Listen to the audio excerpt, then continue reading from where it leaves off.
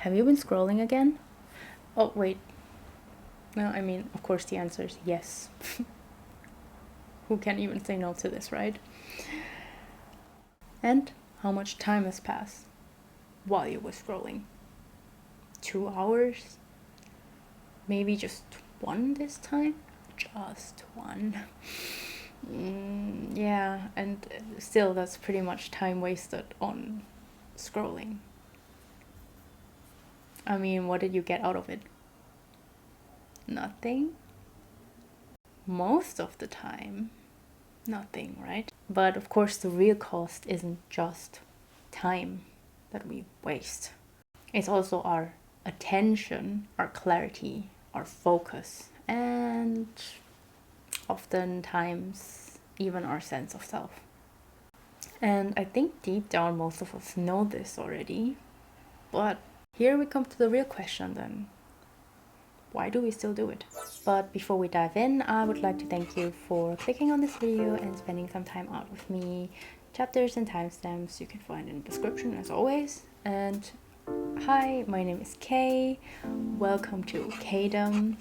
This is my personal space, my sanctuary, where I invite us all to come together to remember our crowns, to reclaim our thrones, and to connect or reconnect with our higher selves. If this sounds like something you're interested in, then you are very welcome to subscribe and join our growing royal community. Welcome to the second video. Welcome to the second video of this year's Winter Arc Transformation series by yours truly, me. So of course this is a continuation from the first video, or more like a deeper dive into it actually. Thus, if you missed the first video, I would recommend you to go back and watch it. I'll quickly link it up here so you can access it pretty easily. Yeah, so make sure to check that out before you continue back here.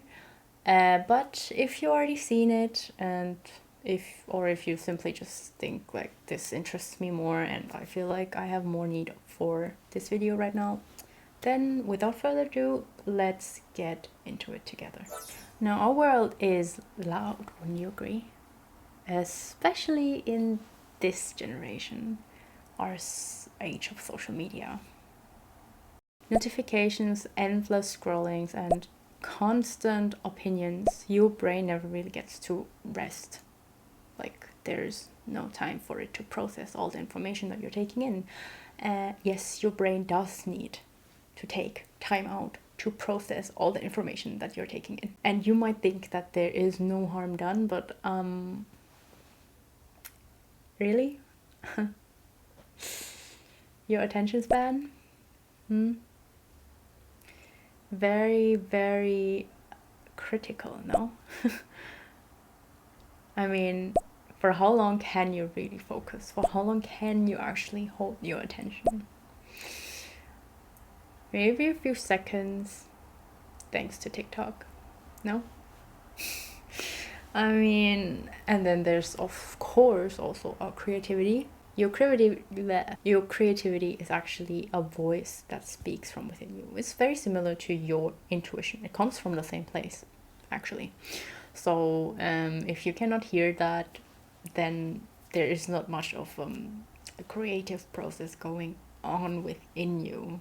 If you just recycle other people's ideas only, and there is no input from you at all, then, well, yeah, there you see. And of course, it also affects our joy, because we tend to be pretty addicted to our phones, to social media, right? And it does affect how we go through the day and how we react when we don't look at it. And especially if you don't know this, you're not aware of that yourself, you're going to be very, very cranky. Like, I need to be on my phone. I need to be like finding out what this and that person are doing right now, because I know that they'll be posting about it. And if I don't get to know that, I'm on edge. It does really affect your joy, because you do not have joy in only like the simplest things anymore. You only care about what's on the internet. You only care about what's on social media, what's presentable, what's out there, and what other people are doing as well, even though that's mostly none of your business. And so be honest, can you still tell the difference between your own thoughts and other people's thoughts? Because they're both in your mind. It's not like we can deny that. Both of them are strolling through your mind because of all the input that you're giving yourself from social media is going to definitely affect you in some way, and is going to influence you in some way. Can you distinguish their thoughts and your thoughts, their ideas and your ideas, their opinions and your opinions? Can you? And of course, this also affects our sense of self. I mean, do you know who you are? Do you know who your true self is? Or do you just know what the crowd tells you to be, so that you guarantee the love and the attention from them? Because when your mind is overloaded with too much information, all of that inner voice, that inner knowing, what you need, what your body needs, what you want to put out there, the person that you are that wants to contribute to this world in the way that only you can, that gets buried underneath all of that noise that you're taking in, all of that too much information. I'm going to tell you a little story now, because there was literally a time when I would spend almost every single evening watching entertainment videos on YouTube. I would play like games on there, like guessing games, like guess the song or save one drop one or whatever, and of course other things like interviews or just compilations or whatever, like of like the people and the artists, like the celebrities that I liked. And yeah, I would do that almost every evening. And we would do that like until pretty late in the evening, like when our bedtime was basically. And also we knew that we were supposed to get ready for bed at that time. But yeah, I would just want us to keep going. It's kind of like in the back of, I wouldn't say anything, but I like in the back of my mind, I would be like, let's find another video so that we could go on watching. I didn't actually care how late it was, and I didn't actually care that I should have been in bed by then, or I should have gone to bed by then, or just gone in and like get ready for bed by then. I didn't care. I was like, it was such an anticipation kind of thing, like okay, let's not stop now. Like I was literally, I was kind of shaking. Like I didn't want us to stop. And that was actually because of the overstimulation. If you think about it, I was already having too much, and I wanted more. It's kind of like when you like eat too much sugar, and you still crave more because you're like, I've had that much already, and I'm used to it, so I need more of that. Yeah, there were of course days when I would get time off to myself, and I would intentionally not go on social media or spend it online in any way. Of course, I couldn't always pull through with that. Sometimes I would really scroll on Instagram for like an hour or two. But I tried to spend it intentionally. I would try to like meditate and like just do my own things that like have nothing to do with like social media too much. Like maybe draw, like anything. I would also, I mean, reading is also input technically, but sometimes I would also read so that I wouldn't need to be on screen. But yeah, I mean, I definitely noticed that I was really restless, and I could not like sit still. I could not just sit I could not just sit still. Like I knew it was overstimulation. I couldn't sit still because of that, and I knew that it was my body kind of trying to detox from it, that I was so restless and that I was so overwhelmed basically with all of the information that I had taken in from the days before, or like depending on when I would get time off, of course, and depending on when I had like actually been sitting in front of like like depending on when I'd been sitting in front of YouTube and binging all those YouTube videos. And yeah, I mean, I knew that that was really bad. I also didn't have like a bedtime routine because of that, even though I knew that I wanted to like build one. Yeah, but I kid you not, I was doing this for the longest time. And it was something that actually was still in this year, like it was in the beginning of the year. And I was doing it for the longest time. And there was a time when we tried to get off of it, and then we kind of fell back into it again. It was probably because we weren't intentional enough, which is like why it kind of makes sense that we kind of fell back into it again. But yeah, so that's basically the thing that happened, and it is the reason why I actually started to kind of make rules for myself that I am actually like, as a content creator, of course, I would have to go like and like post some stuff sometimes if that's what I needed to do. I was allowed to do that. That was okay. It's if it's work, it's fine. But if I would stay and scroll and stuff like that, that would be like, okay, so like I would have to at least have 3 days of the week where I would not do that. I mean, it's kind of like, of course, it doesn't always work every week because, you know, sometimes we're humans, so it doesn't always work the same in like every single week. But it's kind of like a rule that I set up for myself that at least I would have like 1, 2, 3 days, better yet 4, of course, where I stayed off of social media, and I could go in for work only, and I would have a tracker. I would even like be like, okay, no social media today, kind of like that. I would just tick it off if that was the case at the end of the day. And I was very, very true to myself. I was very strict with myself.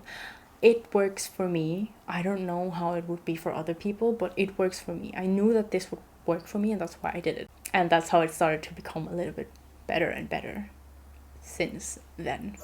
So as you can see, there is a way to solve this kind of problem, luckily, or to like work with it, I guess. And sometimes to each, of course, their own methods. You will have to try and see if this is the kind of thing that works for you or not. If not, you should try like go on experimenting and see how it goes, kind of like that. And there is definitely something that will work for you. There's also a quote from Anne Lamott that I would like to like give you guys on the way. She said that almost everything will work again if you just unplug it for a little bit, including you. And that's basically what it means. Like if you don't have to stay connected all the time in the sense of social media and the digital. You can unplug for a bit, and you will definitely you're going to function again, like without all those jitters and restlessness and the overwhelm. You will have to you will get to work through that, and then you will be you again. That's basically what it means.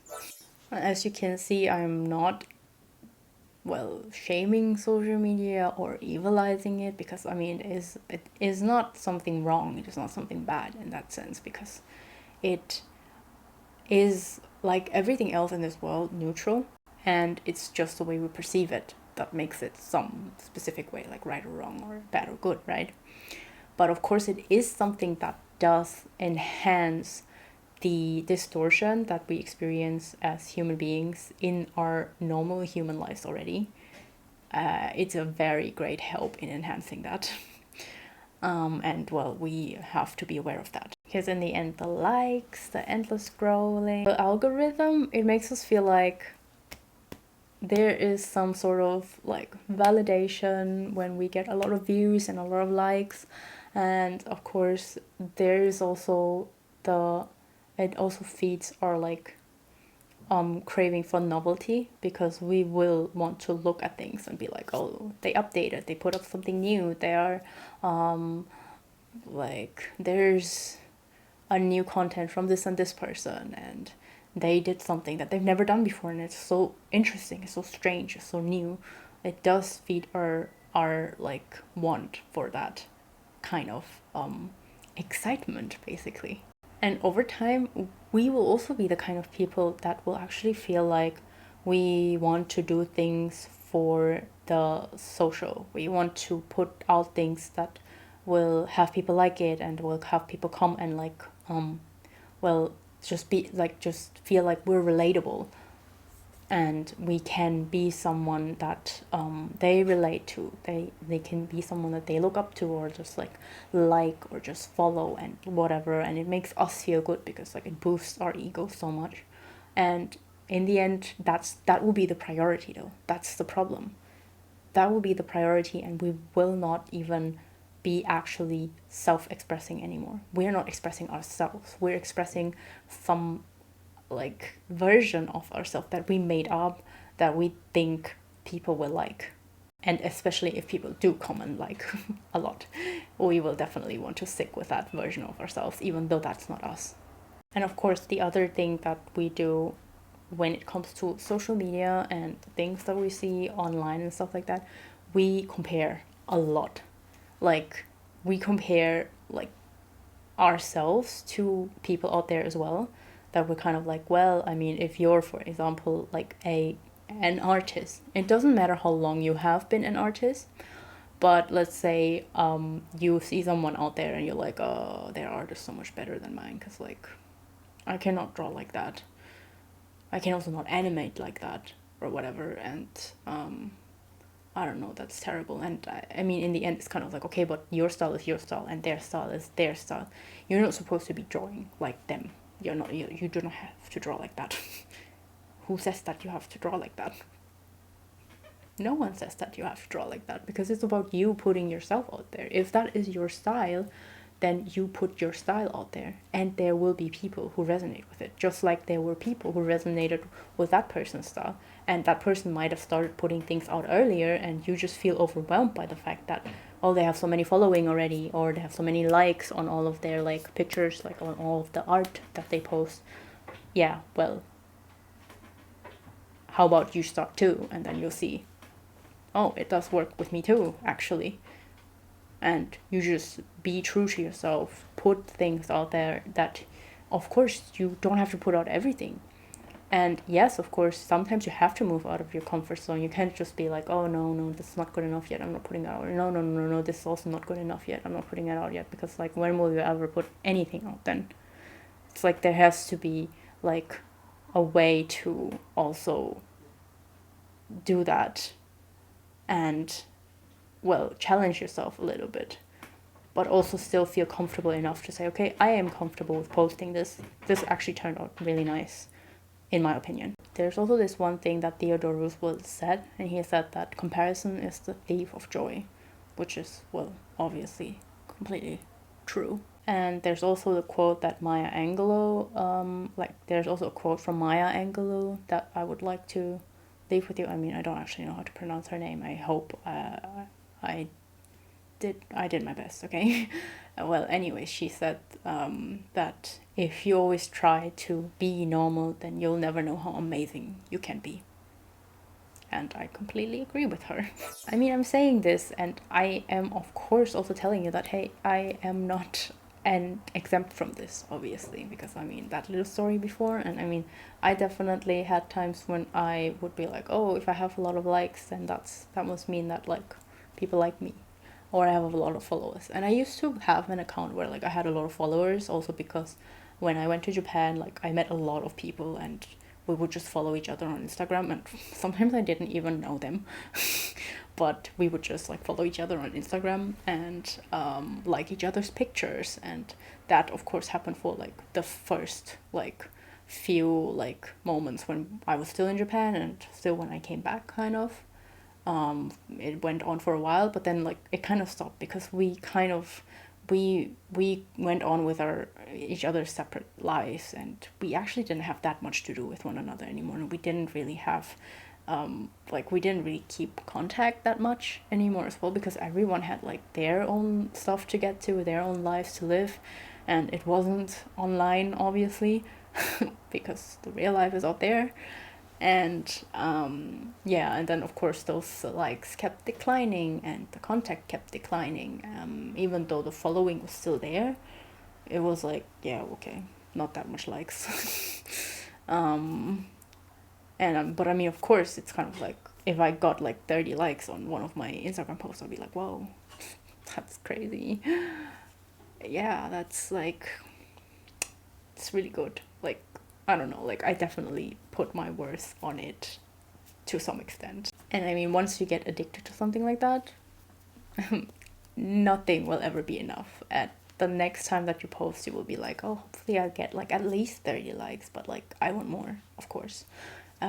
Like maybe we can get to like 45 this time and stuff like that. And then of course, especially if you see and compare to like other people that you follow, and like, oh, every time they post they have like 100 likes, so like maybe that's what I should get to as well. And it will never ever ever be enough, because you're like, there's always someone who will be like, oh, they have more likes, they have more engagement, they have more comments or whatever, and you will always want that.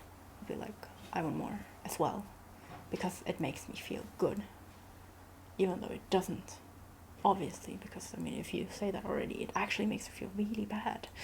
Why do you put your like your sense of self into something like that? Like, that's not you. It can reflect who you are, but it can never really truly define you, because it's not you. So yes, the question is here not how do I quit social media, or should I quit social media, but how do I make peace with it? So now I'm going to give you some ways to be more intentional with your time and social media consumption. The first way is the 24-hour reset, which, as it sounds like, yes, you will take one whole day each month where you do not have anything to do with like social media, online things, internet. Yes, no, nothing at all. Like, not, you do not check your emails, you do not check your DMs, you're not posting anything. One day in a month, I promise you, it's worth it. It's just one day also. I'm pretty sure that you can manage that. Because like, please. I mean, I get that there will be times when you feel like, oh yeah, but I still need to check my emails because like it's really important, and I cannot just completely tune that off, and like not look at all because there's like work and whatnot and whatever, this and that. And I still need to actually work on my computer, on my screen, on my laptop, on my whatever, iPad, I don't care. But one day a month should be possible. That's not a sacrifice. It is something you do for yourself. It's self-care. It's like, and it's just one freaking day in a whole month. Come on, like you have 30 or 31 days, right? And it's just one day of that. Please. I'm pretty sure that's possible. The second one is just to incorporate screen-free evenings. You can choose that yourself, of course, when that would be in the sense of term, but to just incorporate that into your, like, kind of like a ritual almost. So you just like you just light a candle, you make yourself some cozy warm tea, and you could like read a book, which is fine, because like we're saying screen-free evenings here, right? So reading a book is alright. Or like playing some calming music, like music that does not have any lyrics. So if you want to completely like detox from input, I would not recommend you to read a book, obviously. I think you should just play some like classical music or something like that and just wind down to that. It's also really, really amazing to do. It feels really nice. And the third one that I would actually recommend all of us to do is the energy audit.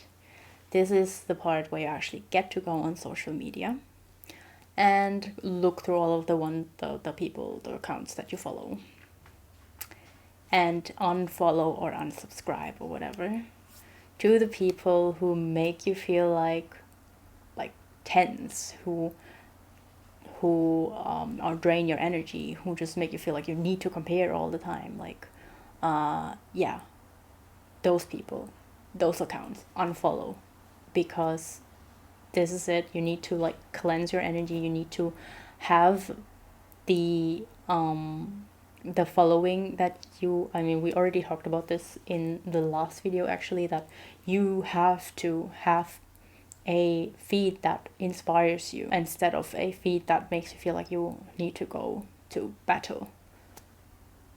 So it will need to be something that is more calming and inspiring, and of course aligning with the person that you already set out to become, as we talked about in the last video. The fourth is the mirror ritual, where you actually just intentionally go to the mirror, stand in front of the mirror, you look at yourself, and you look at yourself for like a bit, like really put the attention and focus on you, because you want to connect with your inner self in that moment.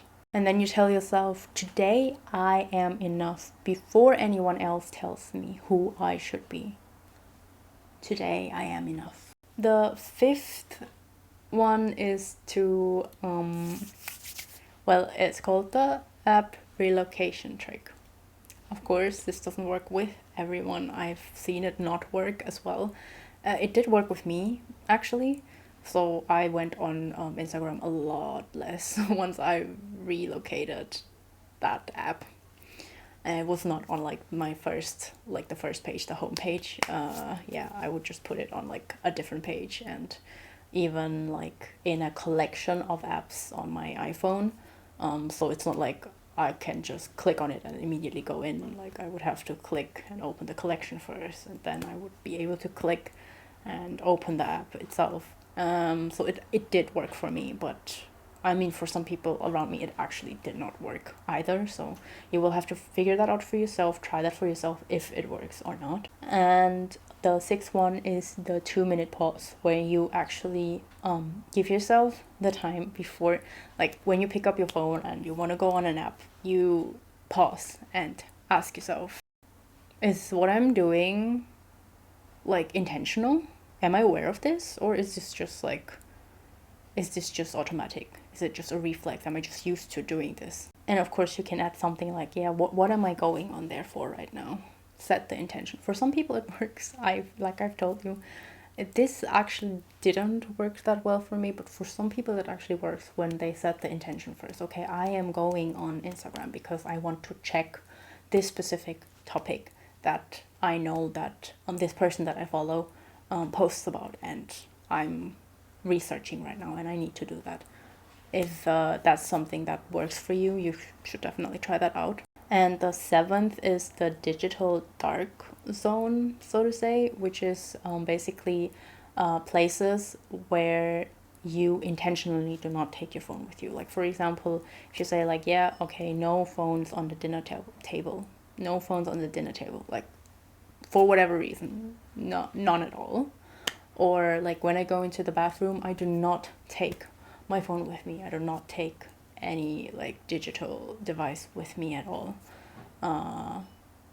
Something like that. Or like, okay, let's make the bedroom a digital free zone. Like, let's not take our phones in there. Let's not, kind of like that. It's like those kind of things. I know a lot of people rely on their phones these days, so sometimes you do need your phone, even in the bedroom, something like that. So it's kind of like, but you can make intentions in the way that like you can set intentions in a way that you can tell yourself, okay, this is the zone that I am intentionally not going to like put any digital devices in. I'm not going to take any digital devices with me in this zone of the house or whatever. Like, and of course the eighth is to keep your environment kind of intentional and yeah, not messy.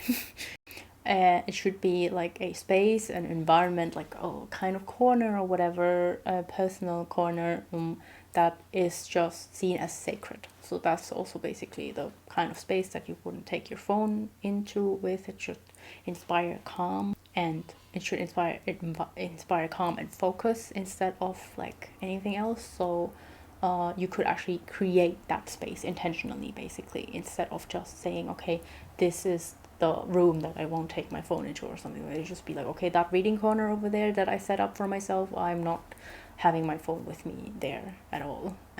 That's the corner that I set up intentionally for only like focus and calm. I will meditate there. I will do things that are more like kind of have more to do with like being aware and being mindful rather than taking my phone with me there. And then there's also number 9, of course, which is back to the basics. So yes, there are a lot of tools that you would not have to necessarily rely on your phone for that.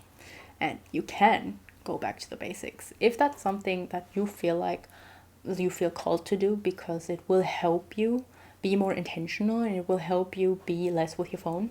Then I recommend you to do that. Get yourself a notebook, get yourself a planner, like a physical like calendar. Yeah, like basically that. And it will definitely help you bring your focus back to yourself a lot more than if you were on your phone all the time. If you were on your phone all the time just because you think you need it and it has the tools that are necessary. For some people, that's okay. That's simply what they work with, and they're like, okay, I'm still being intentional. I know what I'm doing. But for some people, maybe it's better if you went back to the basics.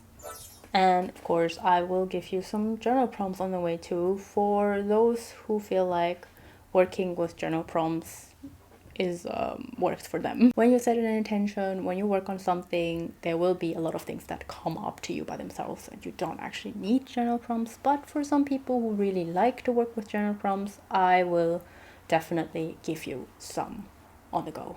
The first one is, what do I usually seek on social media?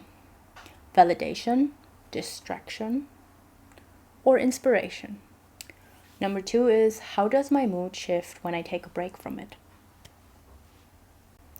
Number 3 is, if I looked at my screen time as a mirror of my attention, what would it show me? The fourth one and the last one is, when was the last time I truly felt present without reaching for my phone? So as I've mentioned earlier already, the quieter your inner world becomes, the louder you can hear your intuition speak to you. And yes, social media can be a tool as long as you are the one who's in control and not it. Now, let me know in the comments, what small boundary do you think you could set with social media this week or in general? Yeah, I would really like to know, because I think that could help. We could really help each other there, and like the whole community would benefit greatly from that. So put it in the comments down below, guys. And of course, if this video resonated with you, then do not forget to give it a like, a subscribe, click the notification button to stay tuned for the rest of the 6-part transformation series and more. And of course, feel free to share it with your family, your friends, your loved ones, anyone you think could benefit from hearing this. And also, if you would like to support me a little bit more, you can buy me a coffee or a matcha. The Ko-fi link you can find in the description below as well. Of course, your support of any like form is felt, like deeply felt and deeply appreciated over here. Oh yeah, and you'll find my social media links in the description below as well, so I'll see you there. Let's keep rising and crowning ourselves together. Send you guys so much love, and see you in my next video. Bye. Hold up, before you leave, make sure to check out one of these. Whichever you like to go for.